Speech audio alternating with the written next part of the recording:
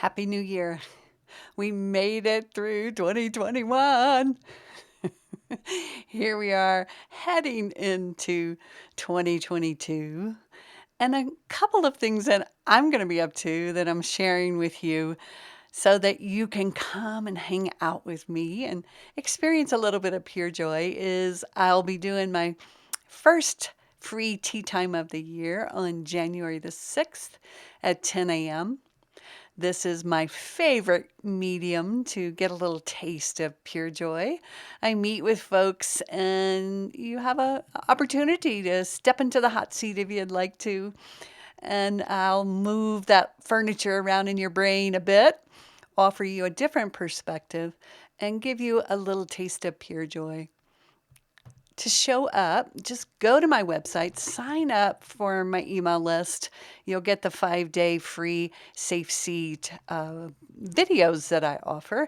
And then you'll be on my email list where you'll get a notice when the tea time's going to be and you can sign up and join.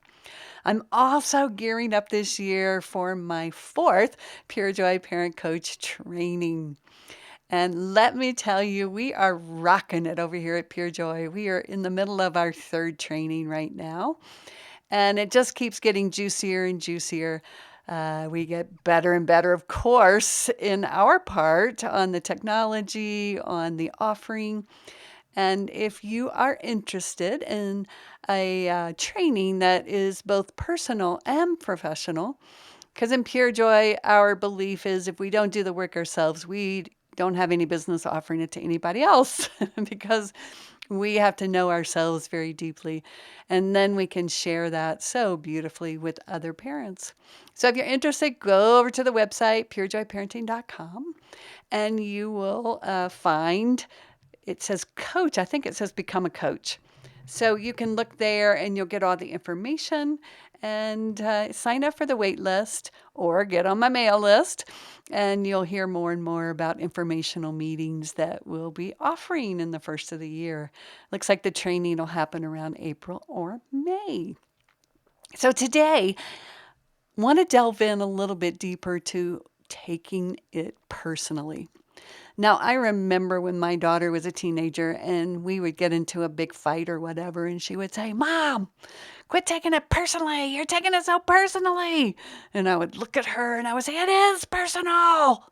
And then, whew, when I would take a moment to pause, I would recognize that it actually wasn't personal.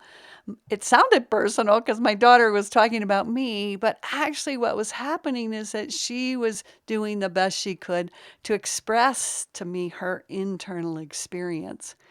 And the minute I took it on personally and thought it was about me, because isn't everything about us?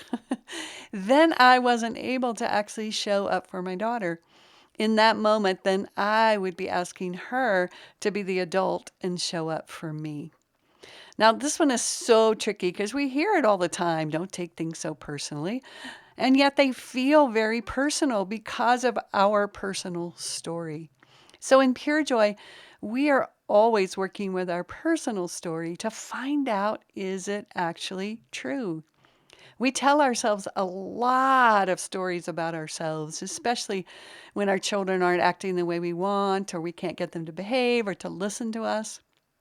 We tell ourselves stories about ourselves. First, we might tell them about our kids, but if you really look and take a moment to inquire, you'll notice that you turn in and become quite self aggressive by telling yourself stories about there must be something wrong with me if I can't get my kid to listen. What is happening inside? I thought I could, control this. I thought I could get my kids to do things. And so if I can't, I must be a bad mother. I must be a bad dad. I must be powerless and not able to offer my children the things that I want to offer them. This is what I mean by taking it personal. When our children are struggling and they're expressing those big feelings and they express them in ways that trigger our personal story, that's the time when we can pause, go to our safe seats, and really listen. That's what happened for me. I was able to really hear my internal talk and how intensely I was beating myself up, self-aggressing, when I could not get my external environment to look the way that I felt it should look.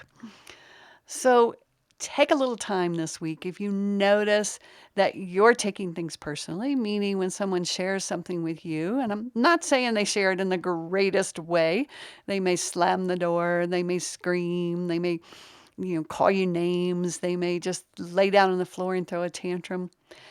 If you start to get emotionally triggered inside, ask yourself, what personal story about myself is being activated? And the more we can healthily separate out by going to our safe seats, working with our stories, offering our stories kindness without believing that they are true, then we'll be able to show up with our littles, with our partners, with the world, without getting so activated over the stories, and actually be kind and empathic with the feelings. All right, lovies, have a great week, and until next week, have a good one. Thank you for listening to this episode of Parenting Paused. If you enjoyed the episode, do me a favor and share it with your mama friends. You can also leave a review wherever you listen, which will support getting the Pure Joy message out. Come on over to the Pure Joy Parenting Practice Facebook page or join me on Instagram to hear more. And don't forget to download your free copy of the Safe Seat course on the Pure Joy website. And while there, check out the offerings page to go deeper in the Pure Joy work.